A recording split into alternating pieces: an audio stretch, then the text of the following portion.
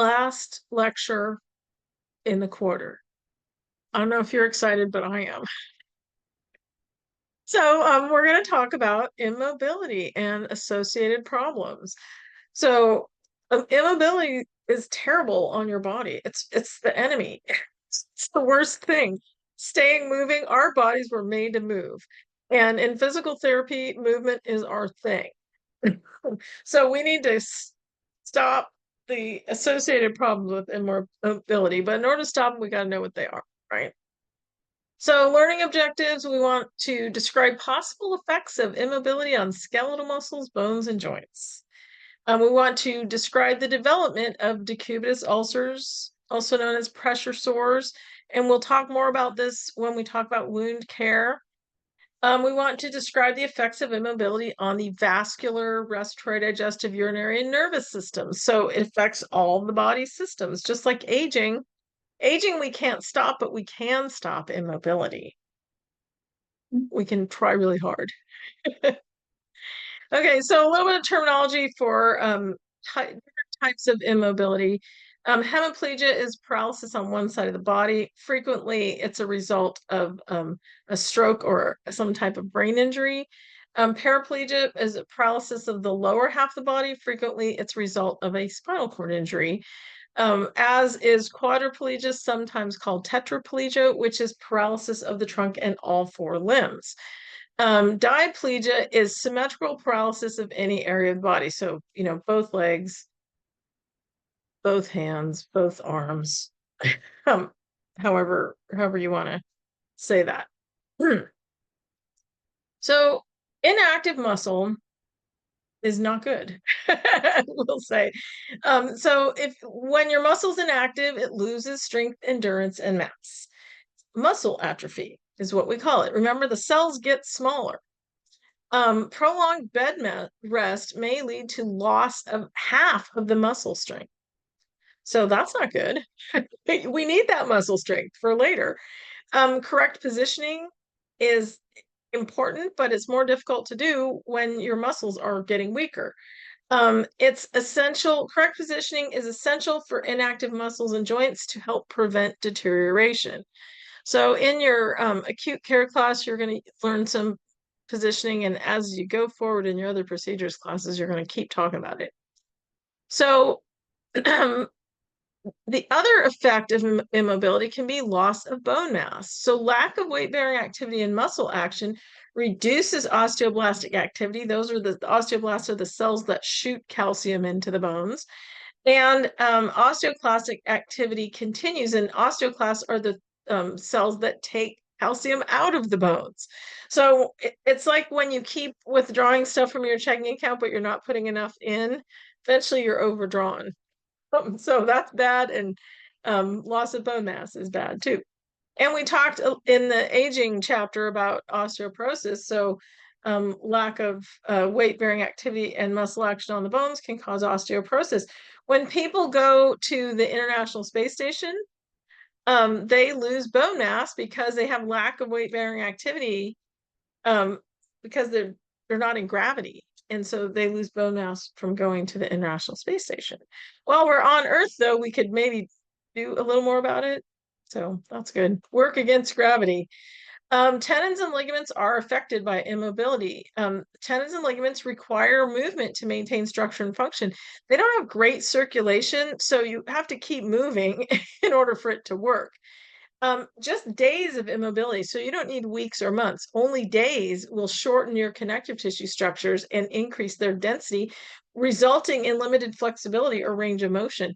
So if you're in the hospital for 3 days, you come out stiffer. So that's not good. And you lose range of motion. Cutaneous effects, skin breakdown is a real effect of immobility. Lots of factors promote skin breakdown when you're immobile. If you have poor general circulation or anemia, because the skin's not getting, the tissues aren't getting adequate oxygen for rebuilding, edema or swelling, inadequate subcutaneous tissue in older adults or disabled persons. So we talked about how your subcutaneous tissue thins And that can lead to skin breakdown. Loss of sensation can lead to skin breakdown because you just don't feel the pressure. Mechanical irritation or friction. So if you are immobile and you have trouble moving in bed, you can get friction or shear forces from that difficulty moving. Excessive moisture from perspiration or urine. So a lot of the things that contribute to skin breakdown are like heat and moisture. Heat, our bodies are little heat factories, and so a lot of the heat comes from our body heat, which then of course causes perspiration. And urine, if you are incontinent or you just can't get up to get to the bathroom, that excessive moisture can lead to skin breakdown. Inadequate personal hygiene, inadequate nutrition or hydration, or trauma to the skin, like bumping into things, or those shear forces, like we were saying. So lots of things that contribute to skin breakdown. The cardiovascular system is affected with full immobilization. Initially, the blood pools in the trunk and venous return may increase. So if you increase venous return, you're going to increase cardiac output. But with prolonged immobility, venous return and cardiac output are reduced. And we don't have the muscle pump from our muscles moving, helping with that. Orthostatic hypotension is where you get low blood pressure with a change of position. It can cause short periods of dizziness, it can cause fainting, it can cause pallor and sweating, rapid pulse. Sometimes when people have been immobile, fully immobile for even a short period of time, they sit up and they feel dizzy. And you got to watch for that. And the other thing, when you're in the hospital, say that you're on a certain dosage of blood pressure medication, but now you're immobile, you're in the hospital, you're not moving, you might not need as much, but you're still on your regular dose, your blood pressure might go down lower. That's why they're always monitoring, and we're always monitoring, because we want to make sure we don't get into that situation and have somebody faint. So after a long bed rest, the patient is now getting mobilized, which is great.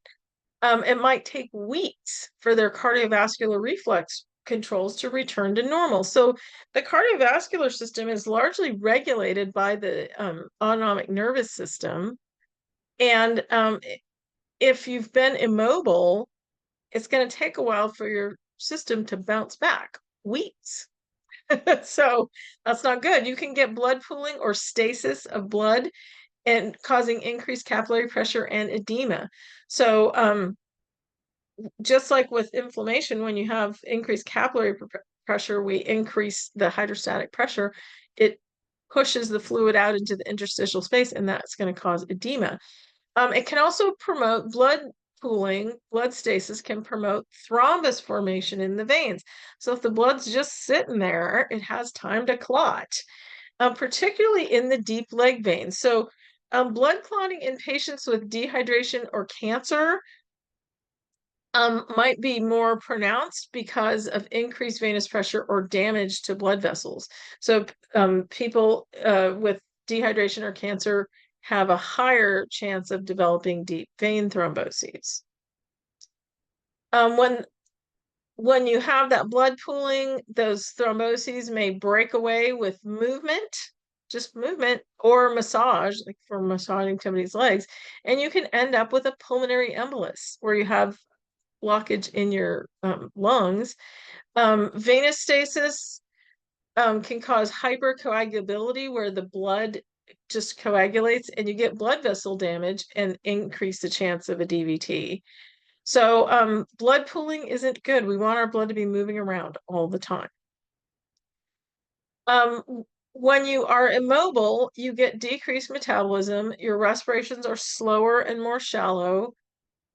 Deep breathing and coughing are more difficult. If you're on medications, drugs for different things, sedatives and analgesics, they can depress the neuromuscular activity in the respiratory control center, so you're not breathing out as much.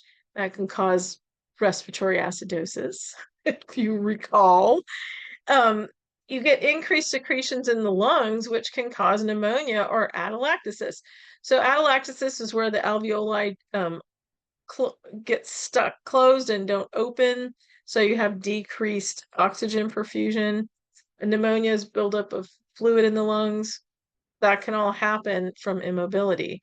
So pneumonia is a big side effect of immobility that we want to avoid at all costs. Pneumonia is one of the probably top 10 things that can kill you, and it can result from immobility. Gastrointestinal effects, decreased dietary intake because you have a reduced appetite because you're not doing anything, negative nitrogen imbalance from a protein deficit because you're not taking in enough. Constipation can be caused by muscle inactivity and a reclined body position. You also get reduced food, fiber, and fluid intake, and that can lead to constipation. Um, with an obese patient, when prolonged immobility occurs, caloric intake can exceed the energy need. So you can gain weight from immobility. So in the urinary system, stasis of urine, normal drainage is helped by gravity because your kidneys are up here and they have to go down. The fluid has to go down, right, and drain out. So when you're supine or when you're reclined, normal drainage is impeded. The stasis of urine can lead to infections and calculi or kidney stones. Those stones are more likely in people with hypercalcemia, and you might have hypercalcemia because your osteoclasts are breaking down your bones from immobility. Bladder infections are common for people that use catheters, and you get increased diuresis, which results in dehydration, and diuresis is the removal of fluids by the kidneys. A variety of things can cause increased diuresis, but it can lead to dehydration and electrolyte imbalances. So, neural and psychological effects of immobility. So, continuous pressure on the skin and underlying tissue can stimulate mechanoreceptors and pain receptors and other nerve receptors. You might get muscle spasms because of nerve damage, and you might get interruptions to muscle innervation. Psychological effects, the effects of pain and lack of control over the environment may cause depression and other health-related problems. So just being immobile is depressing. Being in the hospital is no fun at all. And so when you're working with people in the hospital or any situation where they're immobile, you have to be extra, extra nice to them. That's that's my opinion. Or you have to make sure that you're addressing all the potential effects of immobility.